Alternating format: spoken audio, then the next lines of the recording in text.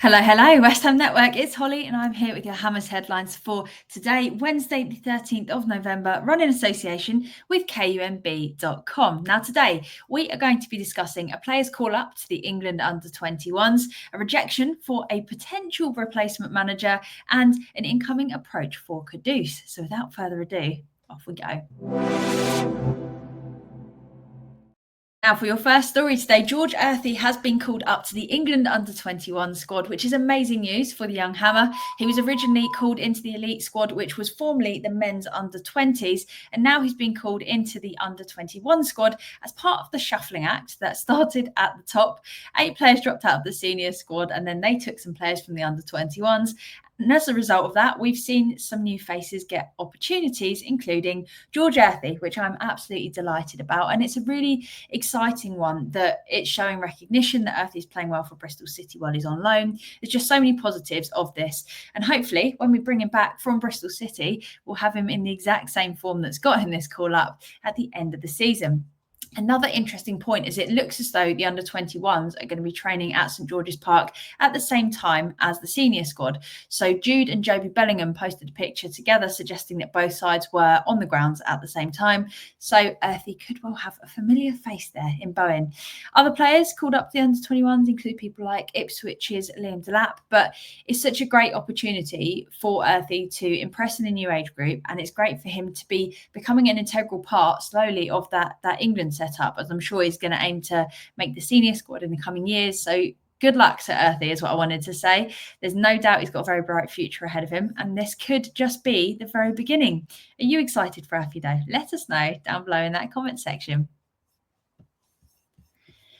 Now, for your second story, Give Me Sports sources are reporting that Sullivan will not be entertaining an attempt to try and bring Graham Potter to West Ham if he feels it's time to head in a different direction to Lopetegui. So this comes following lots of reports that Potter is a top contender to replace Lopetegui if the head coach is sacked, with the bookies' odds being good and Potter just seeming to make sense. It's believed that he's keen to work again in the Premier League. People respected what he did at Brighton, and realistically, he's not likely to go and get a job with a top 6 club. So we're a pretty decent prospect when it comes to clubs that he could come into, make a difference at, and do really well with. But the question I have for you today is, would you like to see Graham Potter at West Ham? Is there a different manager you'd prefer and you think Graham Potter would be an okay option, or is this an absolute no for you? Let us know down below in that comment section what you're thinking.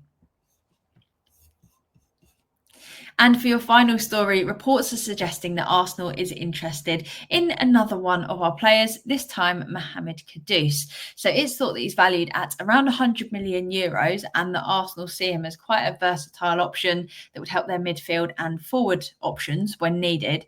The way that he takes players on is apparently one of the things that has turned heads at Arsenal, because that fluid style of play is something that apparently they're really wanting to bring to the club, and they think that he could be a good fit to do that for them. But their approach for us, well, for Kudus, is said to depend on his form for the rest of the season. And currently, they're apparently not certain that he's consistent enough. They think maybe he needs to show a little bit more consistency.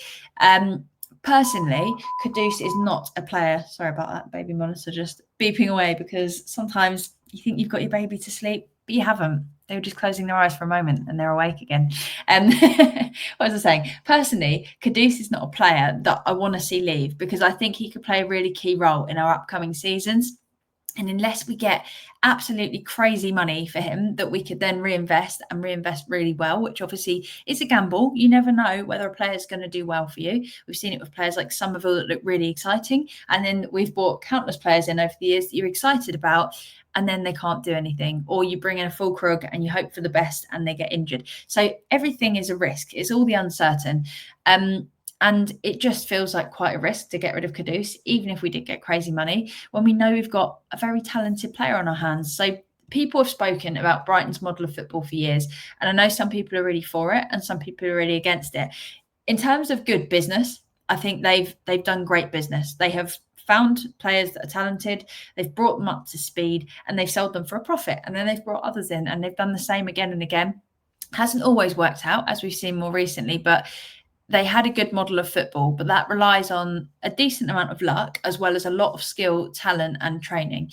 And I've just never wanted that model at West Ham, because I think finding good talent, getting them working well, and then just selling them on, it just feels like a bit of a heartless, sad way to do business to me. And for me, I want players that I feel are passionate about the club, and I want us to keep our great players and not just be a stepping stone. I don't want people thinking I'll go to West Ham for a season or two and then I'll go on and carry on my career.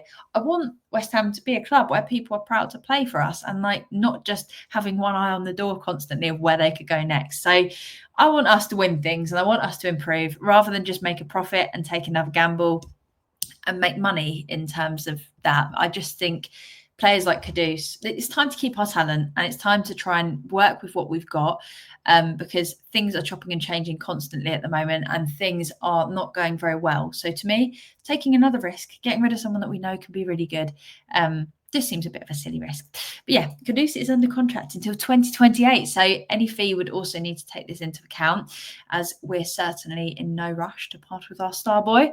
But let us know your thoughts down below in that comment section. Would you let Kudus go in the summer for the right price, or would you hang on to him regardless of the amount of money offered?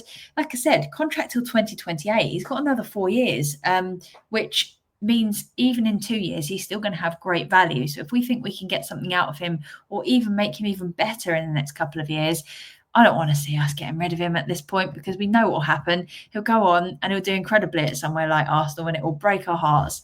We don't want that. So there you go. Those are your 3 Hammers headlines for today. So that's all from me for now, but make sure you get involved in that comment section to be included in upcoming reactions videos. I'm going to be taking a load of your videos. Just realised I've got Lala and Poe over there in the background. Big fans of West Ham as well. But we're going to be doing a load of reactions videos and getting everything as interactive as we can. So please give this video a like if you haven't already. Hit that thumbs up button.